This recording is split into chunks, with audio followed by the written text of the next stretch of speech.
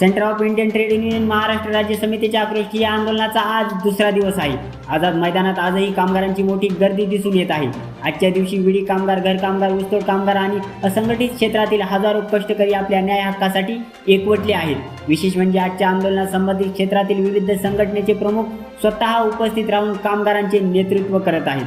कालपासूनच या आंदोलनाचे नेतृत्व करणारे शिवसेनेचे राष्ट्रीय उपाध्यक्ष डॉक्टर DL कराड आणि राज्य सरचिटणीस MS शेख हे आजही आझाद मैदानावर उपस्थित राहून आंदोलकांचे मार्गदर्शन करत आहेत। या आंदोलनाच्या दबावाचे सकारात्मक परिणाम आता समोर येत असून काल मांडलेल्या मागण्यांची शासनाने गंभीर दखल घेतली असून महिला व बालविकास मंत्री अदितीताई तटकरे यांनी संबंधित विभागाच्या प्रतिनिधींची तातडीची बैठक बोलावली आहे।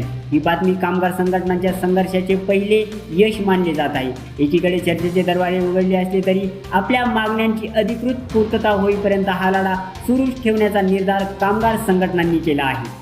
या संपूर्ण प्रक्रियेवर आमचे बारीक लक्ष आहे। पुढील अपडेटसाठी पाहत रहा जनसंवाद। धन्यवाद।